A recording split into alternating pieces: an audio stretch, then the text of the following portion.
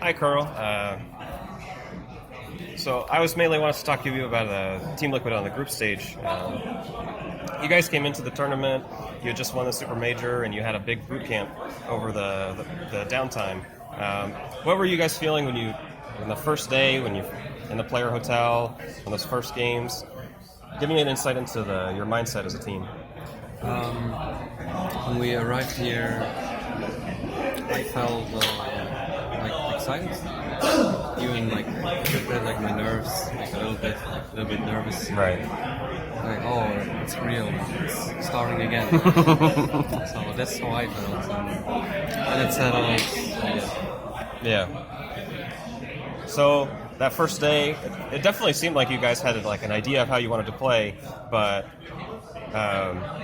especially the Broodmother pick, it seemed like it was getting counterpicked by teams picking the Tiny, for instance.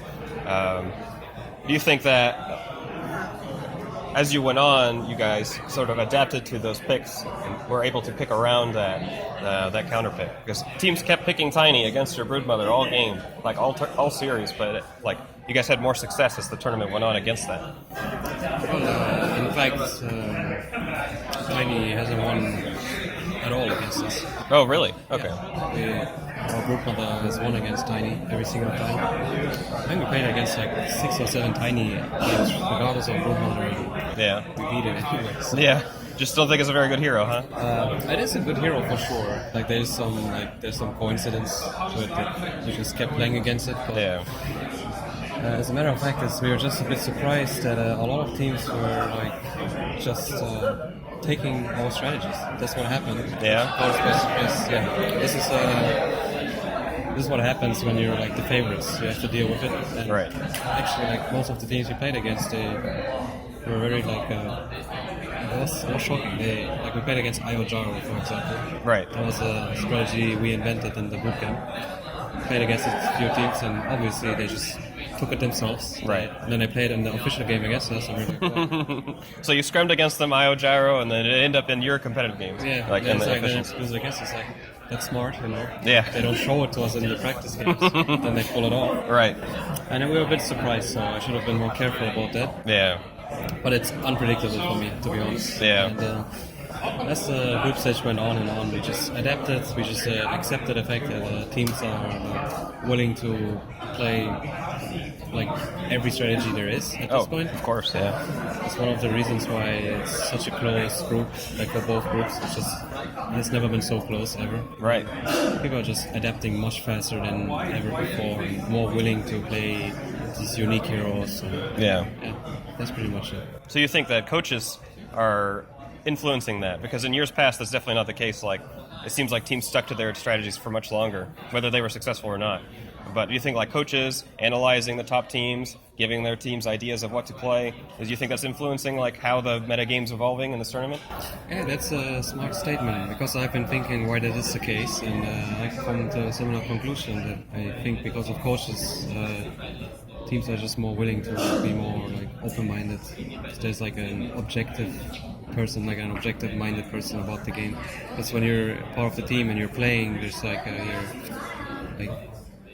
you're attached to some things, emotionally, and the coach can just very objectively tell you how it is. Right. Look at heroes. They can give you the statistics, let you know, hey, you may feel like this is good in the game, but actually... It accelerates the process pretty much. Yeah. Yeah, it could be one of the reasons. I think it is one of the reasons. Yeah. The other reasons are that people are just more hungry to win and more serious too. Yeah. So you think... I can tell that a lot of teams are taking this TI super seriously. In years past, even some of the worst teams were almost that Seattle vacation idea, right? Where they were coming in, and of course they try their best, but they didn't feel that need. But it's almost every team that's come to this tournament, no matter where they stood in the group stage, they were still playing their hearts out all the way to the end. Even down to the tiebreakers yesterday, it was crazy.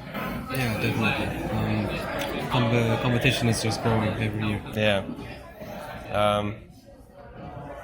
One more thing. Oh yeah. So I heard from Matsumaman last night that it was an accident. The game where Mind Control misclicked and you ended up playing Clinks. Yeah. I thought that was pretty funny. Were you happy to play carry for a game that was like let you off your leash a little bit? Yeah, I was indeed an accident, and I was hyped about it. Clinks, why not? Yeah. One of my favorite heroes, actually. Yeah. So we had to do it since they established a new rule that you're not allowed to swap Right. after you pick your hero. And so mind control misclicked, and then we had to adapt in the moment. It's pretty much the same thing happened to EG, right? Yeah. Some hours before or something. Yeah. Because of that rule, it's we've never seen the rule before. It's suddenly, we were told about the rule. Yeah. This is how it is. But to be honest, when the game starts, you're not necessarily thinking about it. Yeah, that player meeting is out of your mind, right? It's completely out of your mind. Because for years and years, this is how it is, and then there's this new rule, and it's a very harsh rule. It's once you misclick your hero, you're done. Yeah.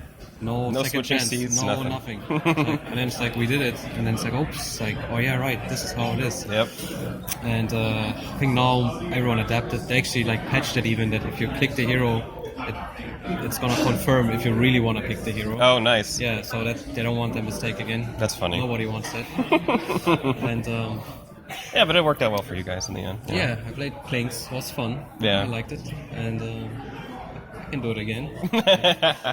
Oh, so a little insight into group stage, bracket play, huh? We're gonna see some KuroKy later on. Yeah, maybe. Yeah, maybe. Okay. Well, thank you for your time today, Kuro. I know you're a busy man. I'm gonna let you get back to your business. Thank you. My pleasure.